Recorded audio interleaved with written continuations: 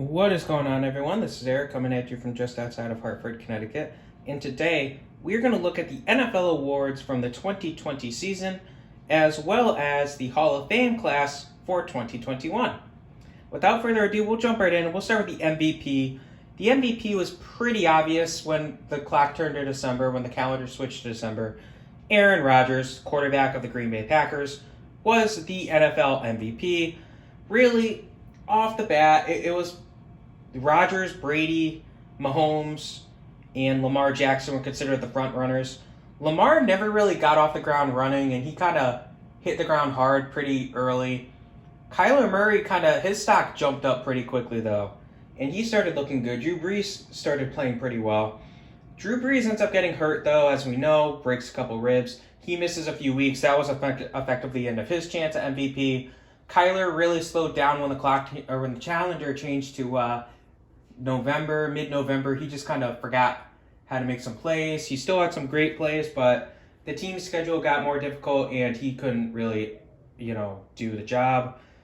Tom Brady hit the ground very cold to start off the season. He would heat up as time went on, and if we had another month of regular season football, Brady probably had a good chance, but unfortunately nothing came of it. Dak Prescott was a bit of a dark horse. He looked very good, but he ends up obviously getting hurt early on, so that ended his chance of MVP. So, not to discredit Aaron Rodgers in any way, shape, or form. Rodgers had himself an amazing season, arguably the best season of his career, and this is despite the fact that the Packers have still yet to give him a first-round pick to throw to, hold Mercedes Lewis, who they didn't even draft. So, he had a spectacular season. Obviously, it helps when Devontae Adams has a breakout season of his own, and the two of them just looked amazing together. So, pretty exciting to see Rodgers win his second or third MVP. Third MVP, I'm pretty sure. So, yeah, pretty impressive, Aaron Rodgers. So, Offensive Player of the Year went to Tennessee Titans running back Derrick Henry. Now, you might be wondering, wait, why didn't Rodgers get Offensive Player of the Year? He got the MVP. True, but the NFL usually doesn't like doubling on that. So they normally won't give you one and the other. They'll usually say, okay, whoever gets MVP will probably end up being the runner-up to Offensive/Defensive Player of the Year. So Derrick Henry had himself a spectacular season as well. He, for the second year in a row, would lead the NFL in rushing yards, and this time he broke the 2,000-yard plane. Honestly, had their Week 17 game gone to overtime, he could have broken Eric Dickerson's single-season rushing record with 2,105 yards rushing. Henry could have broken it had that game gone to overtime. It did not. So, Derrick Henry had a great season. Very impressed by him. Very strong running back. You can't stop Derrick Henry until the playoffs. Then we have Defensive Player of the Year. This one is very questionable. It went to defensive lineman Aaron Donald. And I believe, and a lot of people believe, that he as good as Aaron Donald is, TJ Watt deserved it. So, comparing the two of their stats, if you go by tackles, TJ Watt wins 53-41. Sacks, TJ Watt wins 15 to 13.5. Tackles for a loss, TJ Watt 23-12. Quarterback pressures, TJ Watt 55 to 42. Quarterback hits, TJ Watt 41 to 26. Pass defenses, 7-1 in favor of TJ Watt. Interceptions, 1-0 in favor of TJ Watt. Granted, TJ Watt does play linebacker sometimes, so that makes sense. The only category that Donald did better in, forced fumbles, 4-2. How does Aaron Donald win Defensive Player of the Year? Again, no disrespect to Aaron Donald, heck of a ball player, but TJ Watt had a much better season than he did. He did better in all those categories that I mentioned, excluding forced fumbles. Why did Aaron Donald win it? Are you going to tell me because Donald's usually double teamed? Okay. By that logic, why didn't Fletcher Cox win it in 2017? Why don't we have a best player, award? Why don't we say, hey, you looked good, but you constantly were double teamed. Here you go. Enjoy the award. No, you can't do that. Aaron Donald had an impactful start to the season, but he cooled off. Guess what? TJ Watt had an impactful start and finish to the season. TJ Watt deserved that award over Aaron Donald. Don't at me. Next, we have Offensive Rookie of the Year. Another questionable choice as Chargers. See, Los Angeles Chargers quarterback Justin Herbert would get this award. Justin Herbert had fierce competition from Minnesota Vikings wide receiver Justin Jefferson. And of course, Cincinnati Bengals quarterback Joe Burrow probably was going to win the award before he tore his ACL. That obviously ended his season somewhat early, unfortunately. Herbert v. Jefferson was always going to be an interesting battle, and no matter what, you knew someone was going to be upset. Personally, I would have given it to Justin Jefferson, but I don't feel as strongly because it's more difficult to compare a quarterback to a wide receiver, especially when that receiver puts up amazing numbers with Kirk Cousins as his quarterback, but not going to get into Kirk Cousins right now. So Herbert, definitely, in my opinion, good player. I don't think he should have been the Rookie of the Year. I think he was third behind Burrow from what we saw, and Jefferson, who I think should have won the award. Defensive Rookie of the Year, defensive end Chase Young from Washington. You can't. He was the front runner right out of the gate, and he dominated. He had himself a very, very strong rookie campaign. Chase Young will be terrorizing teams for years to come, assuming Washington doesn't let him go the way of Dwayne Haskins and other players that they've had, Darius Geis. So Chase Young terrifies me as an Eagles fan. Very good, very young player. I'm terrified to see what he brings in the future. But if I'm a Washington fan, I'm excited. Rookie of the Year went to quarterback Justin Herbert. I really don't think he had a better season, all things considered, than Chase Young or Justin Jefferson, if I'm being honest with you. Again, this is a quarterback bias, big time. The NFL should not have given him, Herbert, the award over Young and Jefferson, but it's a quarterback bias. What are you going to do? It's disappointing, but comeback player of the year, Washington quarterback Alex Smith.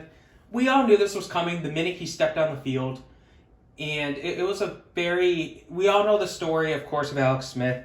He was basically told, you might not be able to walk again, you might never be able to, you might pass away from this. He needed so many surgeries. Alex Smith, the minute he stepped back on that football field, the doctors basically told him, you have no chance playing football again. Guess what? He stepped foot on the football field, and he had a strong time in Washington. He looked very good for Washington. I'd be impressed if I'm a Washington fan. Very impressed. Alex Smith should be the backup at minimum next year for Washington. Heck, I'd even consider making him my starter. Problem with him is, of course, he's 38. I want to say 38 next year.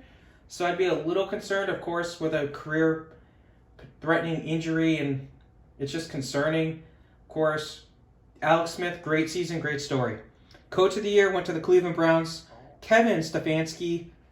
Little surprising that they didn't give it to Andy Reid, but it's not the biggest upset. I mean, Cleveland had a lot of problems coming into the year, and they really, really did deserve Coach of the Year. Congratulations to Cleveland and Kevin Stefanski. So now we have the Pro Football Hall of Fame class of 2021. Just to get them here, I didn't want to make two separate videos for this. So this class was of 8 people. Of course, quarterback Peyton Manning was in this class.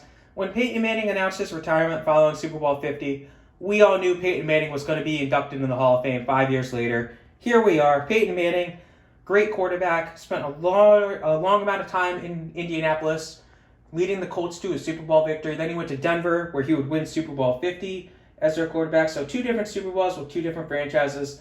Big-time leader. No question he was a Hall of Famer. Offensive line, Alan Faneca made the Hall of Fame. He waited a little longer. I think he waited 5 years to hear his name called because I think he retired after 2010.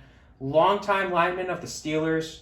He was deserving of the Hall of Fame a while ago. The problem is I believe he played right or left guard.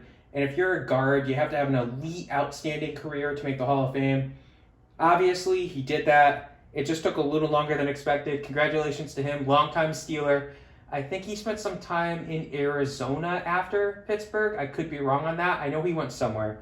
Then we have wide receiver Calvin Johnson of the Detroit Lions. A little surprising he was a first ballot Hall of Famer. I wasn't expecting him to be first ballot. He didn't play that long. He retired abruptly after Super Bowl 50 as well. He was just fed up with Detroit, a la Barry Sanders. Calvin Johnson definitely belongs in the Hall of Fame. I just really wasn't expecting him to be a first ballot Hall of Famer with Peyton Manning. It's a good thing to see him in the Hall of Fame. You can't fault him for what Detroit is. So congratulations to Calvin Johnson. Finally, wide receiver Drew Pearson from the Dallas Cowboys gets his name called. Drew Pearson belonged in the Hall of Fame a long time ago. He really very good player.